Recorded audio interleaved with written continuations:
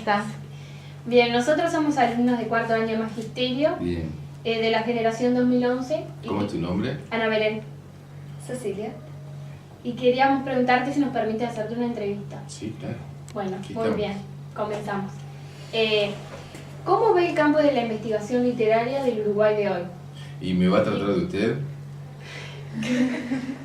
No sé ¿Me va a cómo... tratar de usted? Yo me siento más cómodo si hablamos de tú, Bien, o de vos, bueno. porque estamos en el Uruguay.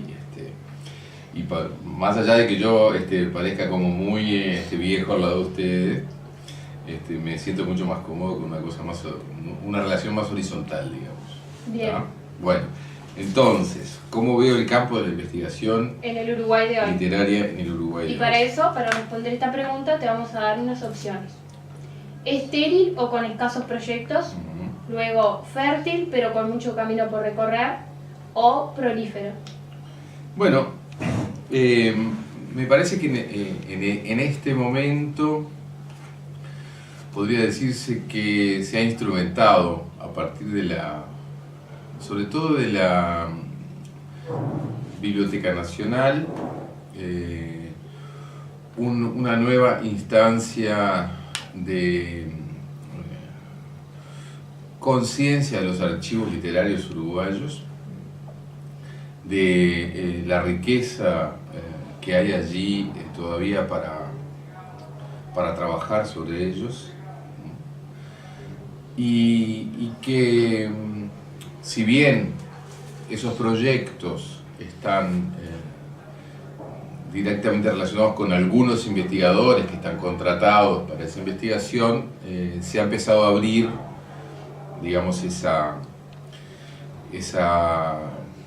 estructura institucional, ¿tá?, a que estudiantes, por ejemplo, de formación docente, entren a participar junto con los investigadores designados en el campo de la investigación.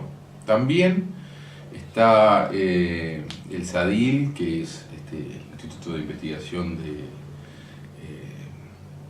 la Facultad de Humanidades, y creo que las maestrías de literatura latinoamericana y de teatro de la Facultad de Humanidades produjeron que algunos de los estudiantes que están cursando esas maestrías empezaran a conectar y articular, en la medida que van produciendo monografías y eso, con posibles inserciones de investigación. Entonces hay estructuras institucionales que, una vez que se empiezan a articular, que eso es lo que le faltaba muchísimo al Uruguay en el periodo anterior empieza a integrarse esa posibilidad, y empiezan a vislumbrarse nuevos proyectos, digamos, o nuevas salidas de los proyectos. En ese sentido, creo que estamos en un momento que yo no sé si llamaría fértil. Estamos en un momento, digamos, de inicio. Tenemos las condiciones como para que esto se empiece a desarrollar, ¿tá?, de una manera un poquito más orgánica. Por el camino faltan muchas cosas todavía, y hay que construirlas, ¿no? Porque la producción de la investigación también tiene que llegar a buen puerto, es decir, tiene que llegar a una publicación, y en segunda instancia las publicaciones a su vez tienen que llegar a los lectores, llegar al lectorado, es decir, tienen que ser materiales que puedan ser difundidos, que puedan llegar a todas partes del país. Entonces son muchos procesos. Me parece que se está trabajando en parte. Creo que el diseño que ha propuesto Carlos Liscano desde la biblioteca tiene en cuenta estos elementos, pero sabemos que en definitiva son los interesados, es decir, los estudiantes, los investigadores, los docentes, los que le van a dar cuerpo real, digamos, a esta estructura que está posibilitando algo. Si me preguntás por la otra, por la trayectoria anterior o por lo vivido anteriormente, que es la otra pregunta que tengo aquí, Sí. no sé, Claro, ¿cuáles han sido los aspectos favorables y los obstáculos al momento de investigar? Claro, yo comienzo a investigar el año 1985, era muy joven, porque una profesora amiga, Laura Orelloni, me llama y me dice: tengo los originales, los papeles de Vero Gutiérrez, que era este joven que había escrito entre los 16 años y los 22, luego fue asesinado por el Escuadrón de la Muerte en el año 72, y toda su obra había quedado inédita. Prácticamente había sido seleccionada muy poca parte de su obra por Mario Benedetti, y cuando vi yo aquellas carpetas de manuscritos, de textos tipografiados, estuvimos 5 años trabajando con Laura.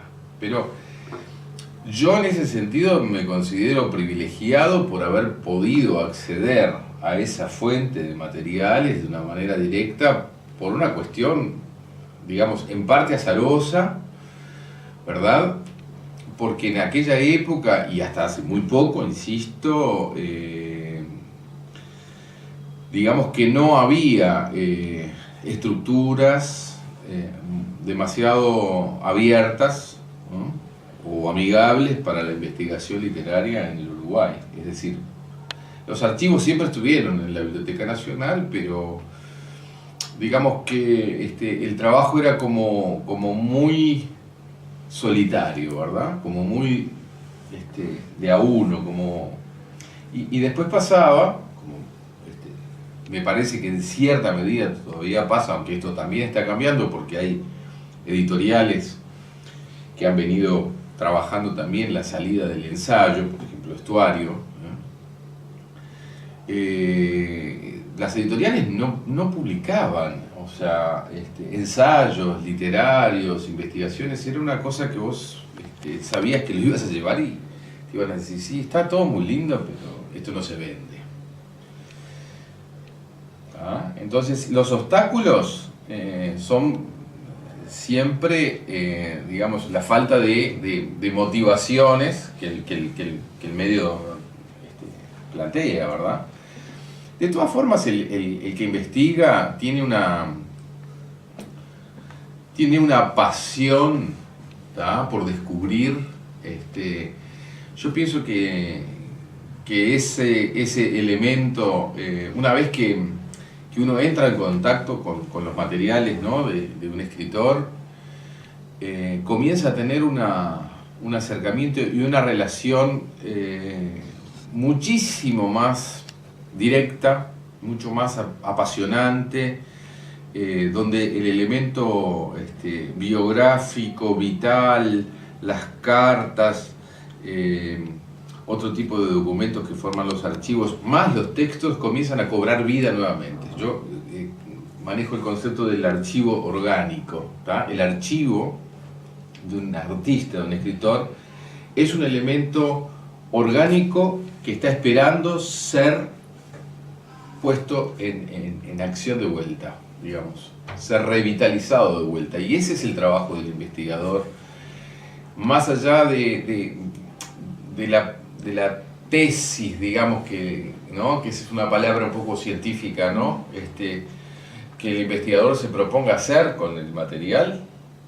Importa lo que ese archivo le puede decir. Es decir, a mí me interesa, y mi actitud al respecto de la investigación ha sido no venir yo con la tesis sobre lo que esa obra contiene, sino ir descubriendo desde los papeles, desde los archivos, qué me está diciendo ese archivo de ese autor que aún no ha sido dicho, que aún no ha sido visto, que aún no ha sido descubierto. Me parece que hay que entrar en contacto, dialogar con el material.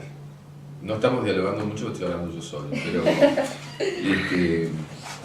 nada, quería señalar, digamos, ese aspecto. Quizás esa es la pauta. Acá ustedes me decían, querías comunicar. Sí, me parece que yo me quedaría con con esa idea, ¿no? Y bueno, y pienso ¿Y algo que... de la jornada que nos quieras contar? No, de la jornada acabo de llegar, hace 5 minutos que llegué, no puedo decir absolutamente nada, estoy muy contento de estar acá. Eh, Nada, tengo como esta sensación de que también este tipo de encuentros, ¿no?, son parte de lo que nosotros que somos docentes hace muchos años sentimos que se está moviendo, se está transformando, digamos, esta forma de integrar, de articular, ¿no?, de que haya este tipo de intercambios, es algo que nosotros pasamos muchísimos años sin hacer, ¿no?, sin que existieran las condiciones para este intercambio. Entonces, digo, nada, estoy contento de que se haya realizado este encuentro. Y bueno, ¿Alguna anécdota que nos quieras contar de tus investigaciones? Bueno, yo no soy muy de anécdotas. Sí tenía pensado, y por eso tengo estos libros acá, plantearles que ustedes viven en Florida, ¿verdad? Sí. Y que ustedes tienen aquí en Florida, tuvieron aquí en Florida, lo tienen porque los libros están acá, quizás al poeta más surrealista que ha producido el Uruguay, que se llama Aparicio Viñoly, que publica estos dos libros, Las escalas y los duendes, en el año 64, y El garfio acuático en el 65, o al revés, en el año 1965. Digo el más surrealista porque él, con Pascual Costa y con otra gente de aquí, practicó, y aún lo hace, el automatismo psíquico. Y los poetas uruguayos, que nunca estuvieron muy cercanos al surrealismo, aquí no se formaron grupos surrealistas como en la Argentina, por ejemplo, como en Chile, siempre fueron muy reacios a reconocer incluso su filiación surrealista, más allá de que haya muchos poetas que tienen cierta filo surrealismo. Aparicio Viñoly es el único que yo conozco que se declara surrealista, que practica el automatismo psíquico. Está ahora viviendo hace 30 años en Barcelona. Me acaba de mandar Acantilados, este es Acantilados 1, donde prosigue con su obra, y ahora tiene 2 y 3. Y yo pienso, digo, voy a Florida. Me encantaría decirles a los estudiantes de Florida que si quieren investigar, por ejemplo, pueden investigar qué fue el trabajo de Aparicio Viñoly en la década del 60 en esta ciudad, difundiendo en columnas de diarios del Heraldo o en la radio autores surrealistas que eran poco leídos o escandalosos en su momento, y cuya obra está para ser descubierta por los uruguayos en general. Yo lo rescato acá en mi libro Voz y Palabra, por supuesto, porque este es un panorama de la poesía uruguaya del 50 al 73, pero me parece que estaría buenísimo. Acá creo que todavía tiene amigos y familia, sus libros están en la biblioteca, y me mandó una serie de lugares donde se encuentran, un kiosco, la librería de aquí, en fin, decirles, miren, a veces uno tiene al lado, en su propio lugar,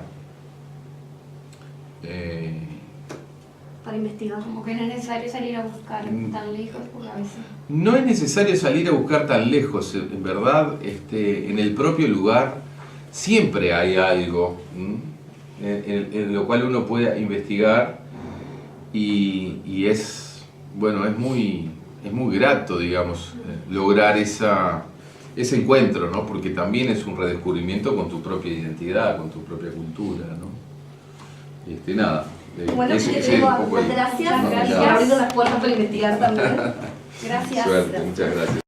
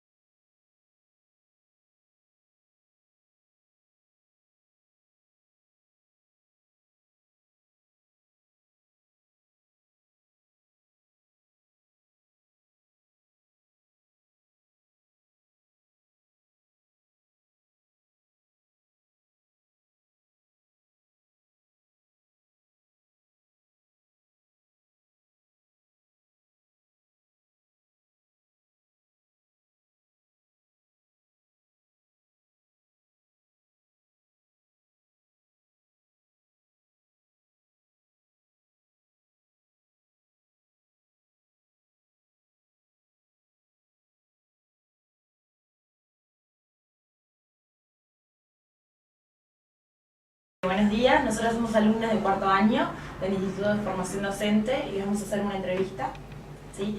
Y es cómo ven el campo de la investigación literaria en el Uruguay de hoy. Para eso les vamos a dar 3 opciones. Lo ven estéril o con escasos proyectos, fértil pero con mucho camino por recorrer aún, o prolífero. Yo no sé si estamos de acuerdo, pero A ver. me inclino por fértil, pero con mucho camino por recorrer. No sé, ¿usted qué dice? Pero... Sí, yo creo que es un campo muy prolífero, se lo veo como un campo fértil, estaría en realidad entre las dos opciones, queda todavía mucho por recorrer. Me parece que en la formación docente, por ejemplo, nosotros que somos del plan 86 del Instituto de Profesores Artigas, no tuvimos una formación que nos enseñara justamente cómo investigar. O sea, durante generaciones no se generaron docentes habituados a la investigación. Ese es un debe que el plan 2008 me parece que intenta, con unas materias que incluyen la currícula, revertir. Pues, ojalá que las futuras generaciones de docentes que están estudiando ahora puedan habituarse más a la investigación. Sin embargo, existen otros espacios para la investigación fuera del ámbito docente, que cada vez más se están acercando. Por ejemplo, la Facultad de Humanidades es un lugar donde específicamente se hace investigación. La maestría en literatura latinoamericana, que es la que cursamos nosotros, y Andrea, que cursa los 3 también, está en esa maestría. Es un campo donde, bueno, lo que se promueve específicamente es eso, la investigación. Y otro lugar, me parece que es la Biblioteca Nacional, sí, donde hay un cuerpo estable de investigadores que trabaja específicamente en eso. Por eso digo, me parece que hay mucho por hacer todavía, existen espacios de los que los docentes tenemos que apropiarnos y se está intentando desde la formación docente revertir los obstáculos que han habido. Claro, y darle un método también, que nosotros en realidad vamos siguiendo investigadores como Blixen, pero en realidad no tenemos un método de trabajo sabido. Entonces, en realidad se va haciendo, y ese ir haciendo hace que muchas veces, no digo que se pierda el tiempo, pero estás como en ese momento de definiciones que se prolonga más de lo que se debería. Y también todo el soporte tecnológico hace que muchas veces, para lograr un producto final de lo que venís investigando, sea también un problema en sí mismo. Entonces, como que son varias patas en la misma mesa. Que por suerte hay mucha voluntad y muchas manos para hacer las cosas, pero hay toda no sé, como una cuestión rígida de ciertas formalidades de años instaladas, y que hace que sea todo mucho más difícil ir adaptándose de una forma más flexible a las necesidades inmediatas nuestras. Como En la difícil entrar investigación, claro, en la investigación, por ejemplo, de la Biblioteca Nacional, ahí está toda una estructura determinada de trabajo y que no siempre se adapta a las necesidades de determinadas investigaciones. Cosas que ya están establecidas, digamos. Claro, sí, sí. Pero bueno, nada, ya te digo, nosotros, o hablo por mí, de repente, como egresada del IPA, toda la parte de investigación la empecé a hacer en la maestría. Y eso fue tal vez un obstáculo y también un desafío, ¿no? Porque enfrentarte a propuestas nuevas de trabajo que uno no venía haciendo. Entonces, bueno, hace que te pongas en otro lugar a la hora de la lectura y a la hora de la producción escrita también. ¿Qué es lo que tenés para decir que sea interesante y que sea nuevo? De repente hasta ahora no lo habíamos pensado, no lo habíamos nunca escrito desde ese lugar. Ahora lo que tú haces tiene que, de alguna manera, nutrir o enriquecer o... hacer un aporte de conocimiento. Claro, y entonces ahí tenés como otro desafío importante. Claro. Y es en donde de repente después la búsqueda, por ejemplo, de material en biblioteca a veces es difícil, no siempre es exitosa. Y yo qué sé, poder buscar materiales de tu casa utilizando otras técnicas, otras tecnologías, no se está pudiendo implementar tanto. Entonces eso también nos acompaña mucho. Sí, no, yo creo que la clave está en lo que vos dijiste de la falta de método. Claro. Uno puede encontrar material, pero pues, ¿cómo armo eso? Bueno, tampoco estamos acostumbrados a escribir, o sea, la producción académica. En el IPA Nos han enseñado a hacer monografías y a hacer un pequeño trabajo escrito, pero no un artículo académico, o sea, nosotros, ¿no? Que somos del plan 86. Y la maestría exige eso y de a poco nos ayudamos entre los compañeros animando a... Sí. y con las correcciones de los profesores, pero no es que uno, el primer artículo que escribió, sabía cómo tenía que escribirlo.